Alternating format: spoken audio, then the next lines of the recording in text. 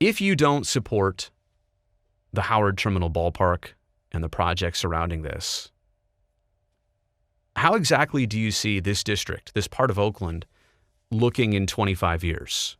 I'm talking about the plot of land that is Howard Terminal, hasn't been used by maritime cargo ships since 2013, has a value that's, I think, $29 million right now, and would be something like $7 billion if this project goes through, the tax revenue that could come in.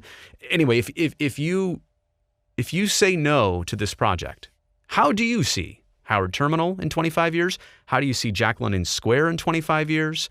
How do you see the west side of Oakland in 25 years? Do you see it better? How? Do you even see it different?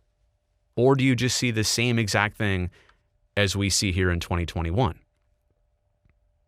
My next question for them would be, how exactly do you see the entire city of Oakland and the region of the East Bay and Alameda County? How do you see all of that being better off by 2030 if you vote no on this? How do you see it? And potentially, I'm assuming the A's are gone. How do you see it being better if you vote no on this? What's the upside to that? I think that's a hard question. It's a really hard answer. I don't know that there is an answer to that. And I'm also here to say, what are the other big plans for this area? What are the other big plans right now for the city of Oakland? I know they have things going on. Clearly, as I've paid more attention to the city council meetings, there are projects, inspiring projects around the city going on. But I also don't know that anybody is, with the history of the Oakland A's, 50 years, in the city.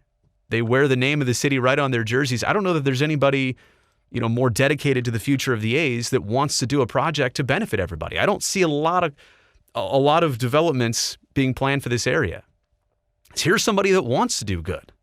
There are some finer points to iron out here in discussions and what the A's want, what the city wants, and getting both sides together, having them both be reasonable about this, right? The city also has to understand that this ballpark is not going to cure every single problem that they have. It's going to fix a lot of things.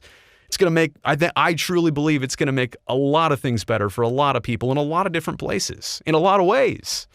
But I don't know that it's going to be the one catch-all solution to, hey, every problem that you have is gone.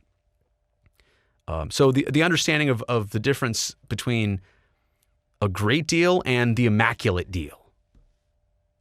But let's hope that some of these discussions, some of these sticking points have been ironed out in the last week or so since that informational meeting. But here's what I want to leave it with. Whatever is ultimately presented tomorrow by the city council,